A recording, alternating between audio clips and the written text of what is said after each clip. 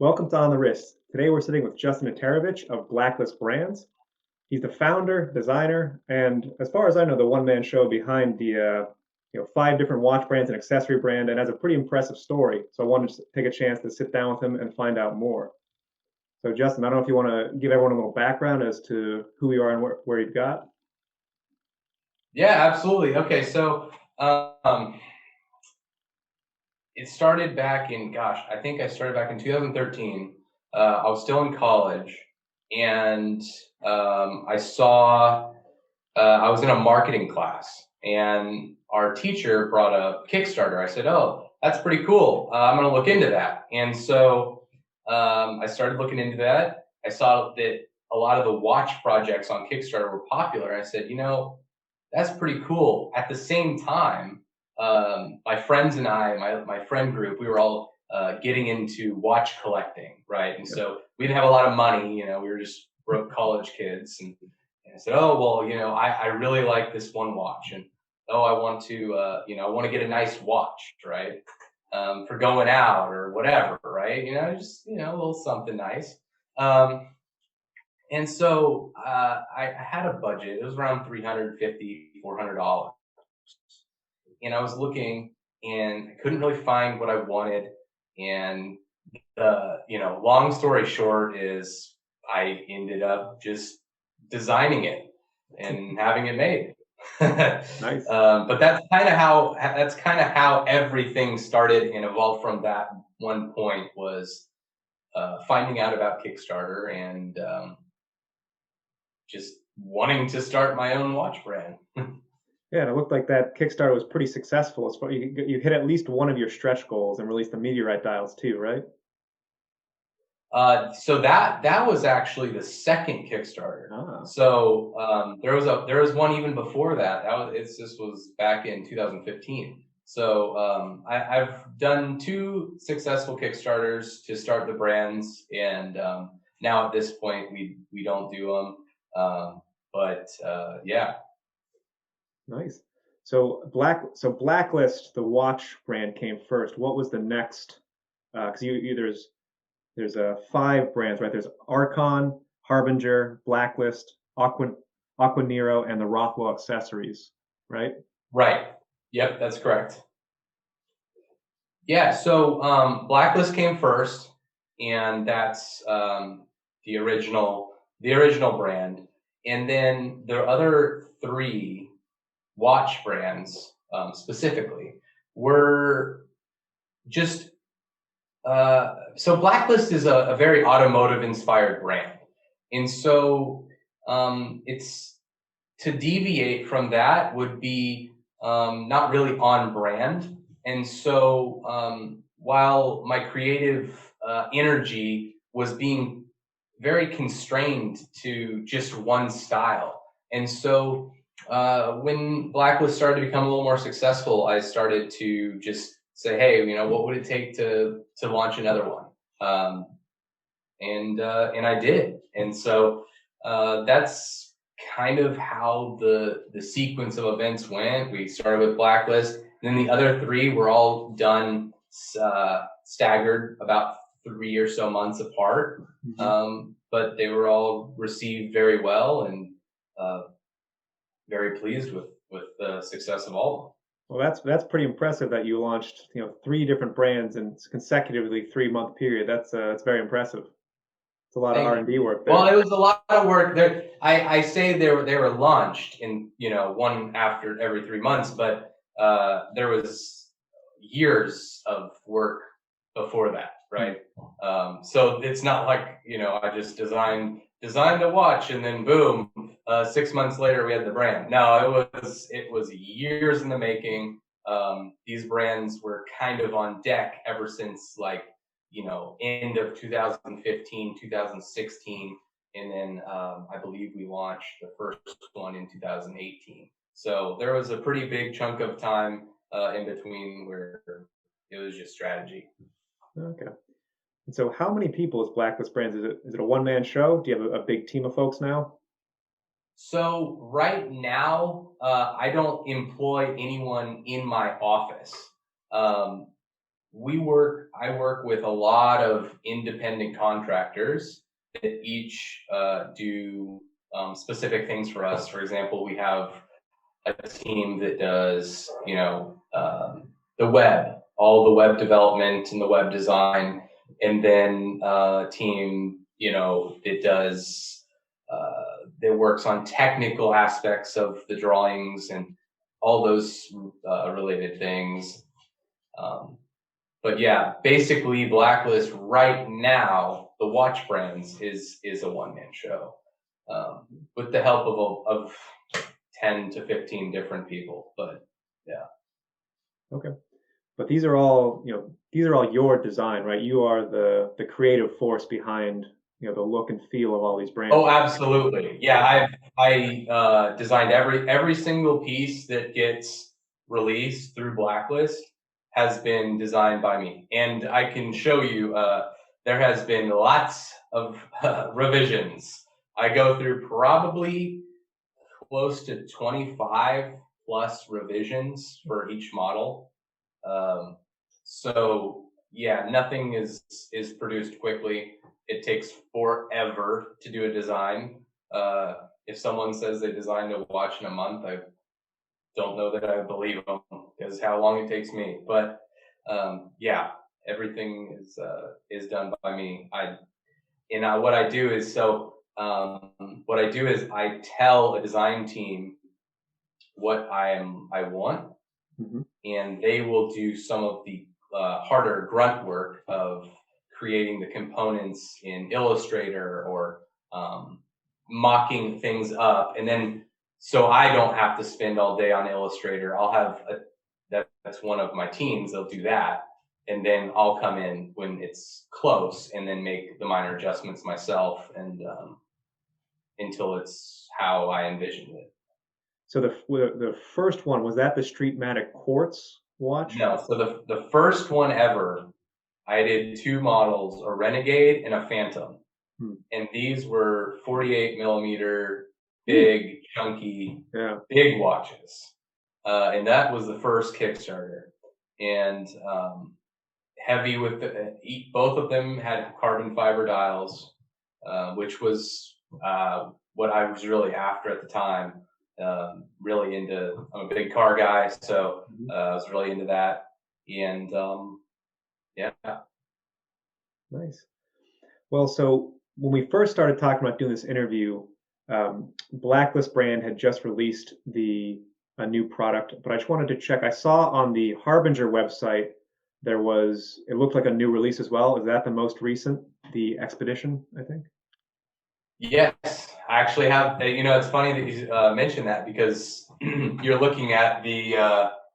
I'm in my studio, so this is where I shoot the watches, and so this is like my setup, and the homepage image of that was shot literally right here. So It's awesome. yeah, and I have a couple of them right here. They're Is that the desert camo? yeah, the desert camo. I really, this is probably my favorite one. It definitely caught my attention. I went on the page and was like, oh, what's that? Let's click on that. Yeah, that one's came out really cool. So I'm really excited to release that. Not many people do camo dials, and this one's it's just spectacular. So I was really stoked to release that. It looks pretty great. I like the indices around. Do you want to talk a little bit about some of the design choices that went into that particular watch because it's the latest release? I mean, sure, yeah. So with this specific model, I really wanted to. I really like explorer models. I like the tool feel. I like just the overall just utility of them, and like just how they look, everything about them, the ruggedness, the full brush case, right? There's nothing polished on this. It's a tool. You could, drop this or go through, the sand or whatever, and it's just built like an absolute tank. So we have these like downward curved lugs that kind of hug the wrist, Yep. and then obviously the screw down crown and this awesome bezel. Got the protected crown too. Yeah, and the crown protectors too. You're right, and yeah, the automatic movement. I don't know. I just loved the an explorer style, and this is the first one explorer style that I've done, and just really pleased with the way this came out. Like honestly better than I expected. Um, Yeah. like this one didn't even have to go through that many renders, maybe like 15. Cutting it down is pretty good. Yeah. But it's got, really great legibility too. From looking on the website, it looks like you can just glance at that and tell the time. Right, like any of these ones, this is like a maroon dial. Any of these, I'm sorry, it's not going to focus for me. You can glance at it and boom, right away you know the time. That was the whole point of it. It's not a beauty contest. This isn't, Patek. This is a rugged tool watch, and that's what it's supposed to be. And that's, I think, how what we achieved with it. Yeah, definitely. I mean, it looks great. And I do actually also like the amber dial. It's something you don't see that color a lot on dials, so it's a Is nice. it this guy right here? Let's see if it's again. The yellow. Yeah. Yeah. I love. Yeah, one thing I like about a lot of your models is you have these vibrant colors. I think a lot of watches stick to black, blue, some just green, and it's after a while it becomes Right. a little monotonous. But it's nice to see blasts of color or someone doing like a camo dial like that. Yeah, and that's something that I try to do a lot of, is just stuff that people don't do, because I do the black dials, I do the blue dials, I do the classics, the white, but just I wanted to do things that are a little more unique. And I know that I have to have those other ones in the collection, because that's what a lot majority is going to sell. But to do the camo and to do those unique colors, like with the blue steeled hands and just things like that that other brands maybe don't focus on. I just like throwing those into the mix and seeing how they do. Some of them I've been surprised with some of my more unique colors, like very light blues that just fly off the shelves. And then some things flop, and that's just the way it is. But like I guess people don't like green anymore, but that's okay. Yeah, well, it's funny you mentioned the light blue one, the Glacier Bay, the Dive-Matic one from Blacklist. That's one that kind of Mm, catches my attention with the, like clear crystal blue color with the orange hand that really pops. It's a attention drawing. And I wouldn't say it's in a negative way. It's a very you makes you want to look at it, right? right, right. So it's And to be honest with you, that model specifically almost didn't happen. really. Because I have a small private group of people that I'll show renders to, and we'll do polls on what colors do you like, just as a focus group, right? And that was the lowest polling model, Right. and that has been the highest selling model. So it just goes to show, what people tell you on the internet, just you don't ever want to believe it. You just got to go with your gut. Yeah, get a bigger focus group, I guess. It's 200 people. Oh, geez. Statistically speaking, that would be, usable. Yeah. Well, I guess are they watch buffs or are they just general folk? Watch specific. Oh, Yeah. well, maybe that's the thing. Maybe it's not so much the watch snobs that like that color, but it's, I guess, the vast majority of the population, the people who are interested in watches but aren't as invested, Yeah. I guess I would say. Yeah, no, that you make a great point. What the people that the kind of watches that the snobs like are definitely different from what you could consider just the average person who enjoys watches. Because the people that are watch snobs, I guess you could say, those people don't make up the majority of people that are buying watches. Yeah, and those Look people, at Invicta, right? yeah. But one thing I like about your watch is it's very consistent across the board with pretty high quality materials. It seems like everything you do, sapphire, crystal. If it's an automatic move. It has an exhibition back, which I think is great. One question is, you seem to use a lot of Seiko movements. Is there a reason for that one in particular, the NH35?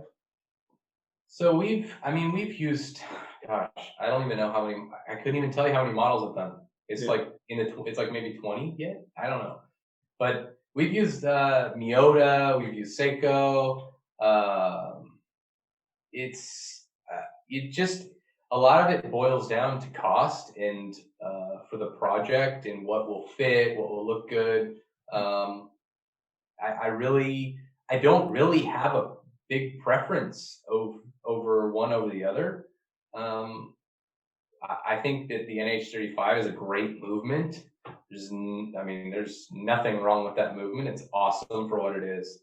But then, for certain things and certain projects, like for example, the Archon Seafarer, right? That needed a specific movement with a sub seconds hand. Yep. And Miyota's the only one that makes it. So, besides, ETA, right, which is It's a big cost adder. significantly more expensive. Yeah. So, for that project, there was one movement. I didn't have a choice. Yeah. For those of you who don't know, ETA movements, if you want to buy it off the shelf as an individual person, it's going to cost you at least $200-300 for one of their base models, I think, and can easily get more expensive. Oh yeah, like that movement is a hand wound movement, and it's more than what the watch is. It's silly. Yeah. You can't do it. Yeah, I guess the only thing I think I would like that I thought would be a cool addition would be a lot of people do custom rotors. Now I know if you're using different movements, you need a new rotor for every single movement, and Right. it's separate watch brands. You need a new one for every watch brand. That the cost, but it's like I saw on one of the Kickstarters, you had the Blacklist, like a blacked out rotor, and that was Yeah, really we did cool. that on the Street Matic. Yeah. And I'll be honest with you, we had problems with that, and that made me never want to do it again. So when they plated the rotor, they took the rotors off all these movements, Yep. and when they plated them, I guess some of them, not a big percentage, but a small percentage of them, enough to make it annoying. The gears that they put them back on, they got a little bit of that plating over. And so what would happen is they would just fall off. And so, I had to repair probably maybe about 10 of them out of 700, which isn't many, but it's enough to not want to deal with it again. But yeah, and it is, extra cost and all of those things considered is, yeah.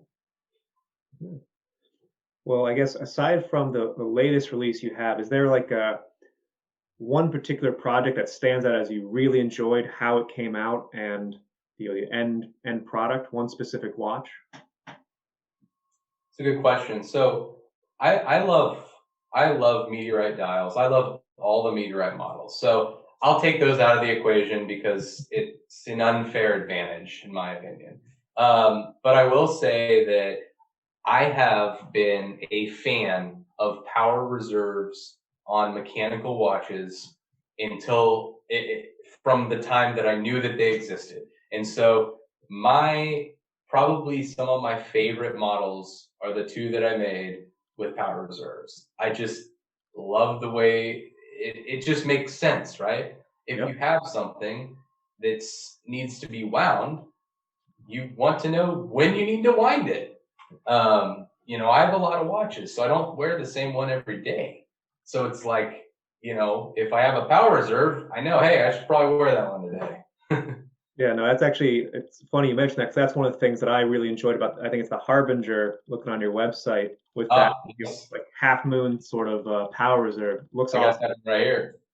Exactly. Yeah, this is probably one of my favorite watches. This is the black dial.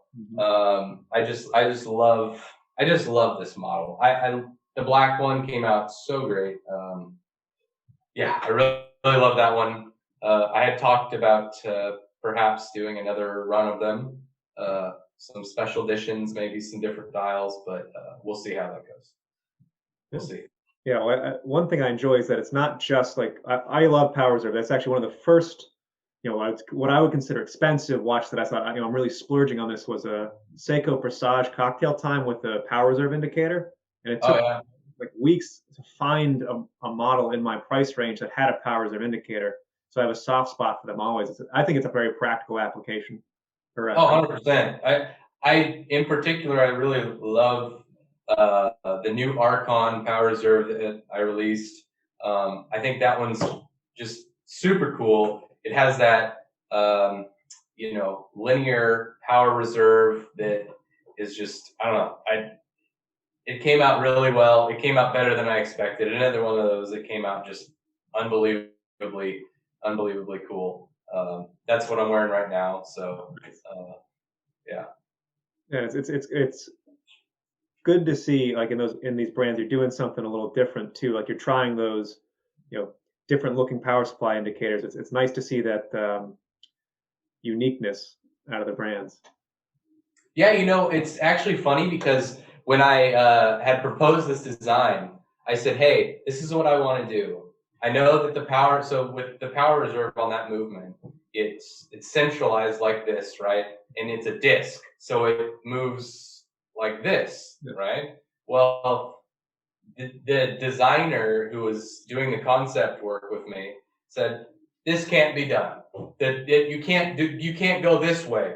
I said, look, it's not going to be a big deal. It just goes in between that hole. The hole is like this. The movement's just the same. It just goes like this. I said, no, can't be done. We're gonna talk to Seiko about it. We're gonna ask them. Can it be done? A week goes by. Hey, what's going on? No, they said no way. No, can't be done. I said, look, I know it can be done. You guys are making me doubt myself. I know it can be done. And so after like a 3-week battle with them, finally they just said, okay, yeah, you're right. It just is on a disc. And I said, look, I don't care if, at certain levels of the power reserve, it's a little tilted or something like that, on the main axis there. If it shows this way, it doesn't really matter to me. I just think that's the way that I want it. So, yeah, I had my way. Oh, that's good as a designer, right? Yeah. Not always. Doesn't always happen that way. Well, I guess, yeah, sometimes you probably run up against some of the physical limitations of either the movements or the materials. For a lot of years in the beginning, I wanted to do everything. I wanted to do I wanted to do everything custom, everything, the custom rotors, and I wanted the best movements. I wanted the ETA movements. I wanted I wanted it all. But I think that finding the balance on you just have to set your priorities with the brand and what what you're willing to give up to get something else. Yeah, it's very fair. There's a lot of compromises probably around price too, because if you want the top materials, custom materials, super high end movement, it's a huge cost adder. Price and availability. There was a time, I'm not sure if it's still going on right now, but I mean, there was a huge movement shortage last year and the year before. Wow. I mean, we've been dealing with movement shortages for 4 years now. I don't know why they don't just, keep adding more employees. But from what I've heard, the Japanese companies, they just like just doing what they're doing. I don't know. But yeah, we had to use other movements because they didn't have the ones that we really wanted. So it happens. Yeah, I'm very, very familiar. I work in manufacturing, so okay. Parts shortages are very common. Yes. But so you have the 4 watch brands. So what made you also go into the accessories? Because we met I purchased a Rothwell 6-slot watch case. Review in the link below, and I loved it. And you actually reached out, commenting on that video, and we connected through that. Um, but what made you want to do the accessories as well? So I basically I have like over 100 personal watches. I have way too many watches because I keep one of everything, and have some other ones, just other brands. And I stored them in styrofoam bins because they take up a lot of space. 100 watches takes up a lot of space. And so, I was thinking, well, I got this big, beautiful office now. Maybe I should like display them or something, right? I mean, and I looked at some boxes. I don't want to say the brand name, but um, I ended up with a box from a brand that rhymes with werewolf, and I really didn't like it. Yeah. Um, it was not as useful as I thought it would be. It was one that had a drawer underneath, and the drawer was like this thick, so I couldn't even put like a link standing upwards. It wouldn't close. It had so many different little compartments. It was like, what am I going to put one link in each compartment? It's silly. And so I said, I could do this. I could do this better. I'm sorry, I could do this better, and more useful. And so I sat on the floor of my office. I had this big piece of cardboard and a big ruler, and I said, let's design something better. And I did. I mean, I designed it. I don't know. It's not up to me to say if it's better or not, but that's what I was hoping for. Yeah, well, I'm biased because I love it, and my only regret is maybe not going for the 12 slot version because I told myself I'd downsize and do like 6, one in, one out, and that did not last very long. Oh no, that doesn't happen. No, you can't get away from that.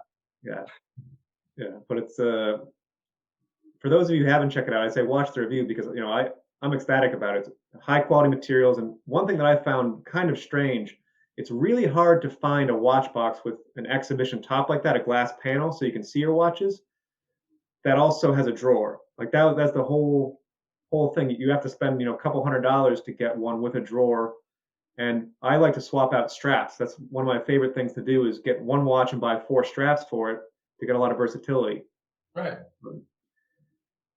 So And that's the thing too, is when I created the box, I said, look, this one that I have in front of me, because I was looking right at it, I said, what can't I do with this?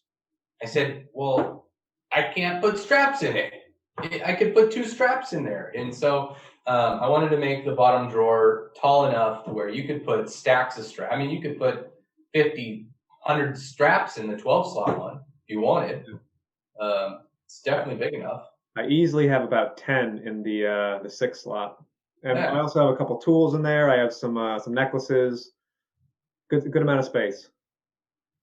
Yeah, with the 6 slot, I struggled a little bit because this symmetry of the 12 slot's perfect, right? It has that little change grab, and it's like right in the middle, gives a little contrast. But the utility function just outweighed what I wanted to do with design. I said, I got to put one big compartment in there. If I put something right down the middle, you're going to have these 2 weird skinny compartments. I said, you know what? We're just going one on one side, and it's asymmetrical, but it's functional. And that was ultimately what I chose for that design.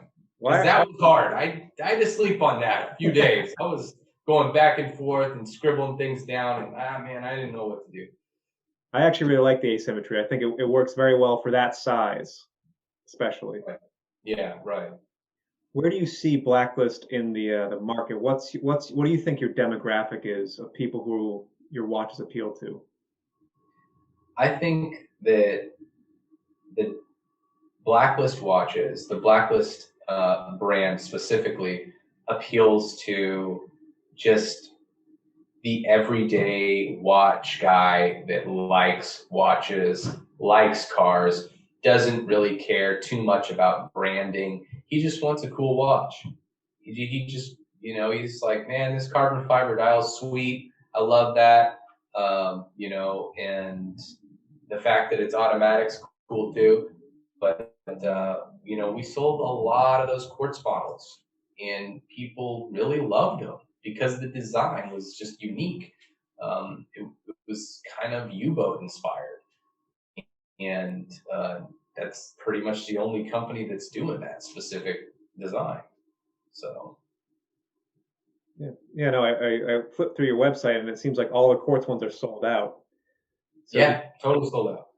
so do you typically do, when you design it, you buy your initial batch, do you continually produce, or do you sort of say it upfront, here's the batch size, when these sell out, that's it? Is it exclusive like that, or is it a continuous release? So the first couple of models, I did that certainly. So with the Renegade Phantom, I made 500 watches, and that was it. No more, no less. The Streetmatic, same thing.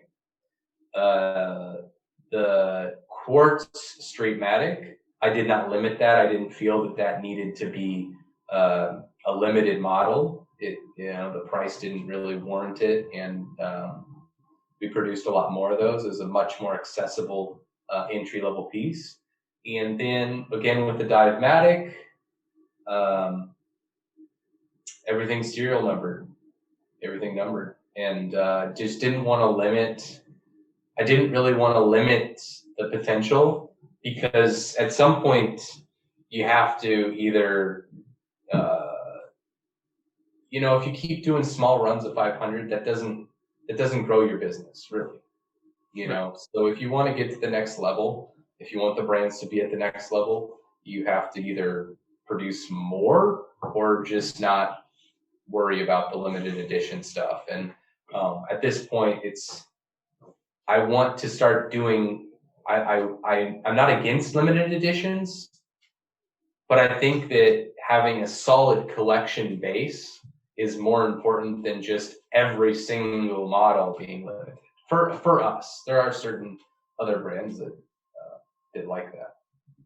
Yeah, I think that's something at least I look for now. Is I want to see that there's a solid base to the watch maker. Like for example, Oris, I think does a really great job of having a very solid base. Then they come out and do special editions, sparing. Well, they actually do a lot of them, but it's if every watch was a special edition, how special is it, right? I don't know. That's a good point. That's a good point. And so we're starting to do less of the limited edition, limiting production, and we'll be introducing more, making the ones that we do more special. So I guess looking forward at what your next product is, do you think you're going to make a watch for one of your existing brands, or do you have any plans to branch out and create a new addition to the label?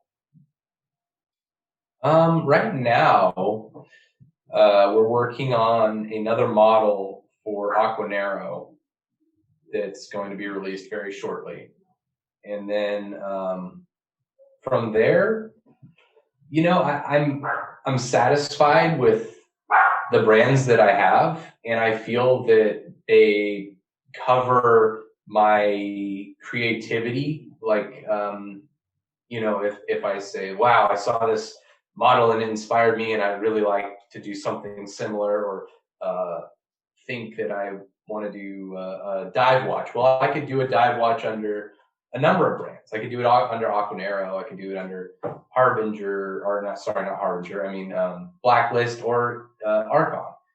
If I like the pilot inspired, then I'll do it under Harbinger. So I feel like I've created a collection of brands that I can do pretty much whatever I want under, maybe with the exception of a dress watch. That's sort of all I have. Is there anything you want to highlight about any of your brands, or anything you want to share with people about if they want to get into your watches? Where do you recommend they start? We sell out almost every collection. So if you can't find something, or if it's sold out on the site, just email me, and I can either see if I have one or help you source one. secondhand market's pretty strong for these, so you can always check there. But yeah, I think you know, if you like my watches, buy them. If you don't, that's okay too. If you like my watch boxes, buy them. If you don't, that's not okay. No, I'm just kidding. That's where the line is. Yeah, that's where I draw the line. This watch box, you need one. No, but it's actually really fun. I think the thing that I enjoy most with what I do, because this is not the profession you get in for money. But the thing that I enjoy most, I'd have to say, is seeing people enjoy my watches, seeing them post about it, and just being just overall the stoke about that, because so much time and effort goes into each individual watch. It's night and day. I mean, so you know, because that's when suppliers are online, and just because I have that much to do, that's part of the problem with the one man band. But that's probably the biggest thing is just seeing how people enjoy what I produce, and that's what keeps me going. All right. So all those links are down below. Justin, thank you for making time. It's been a pleasure. Thank you so much, Matt, for having me.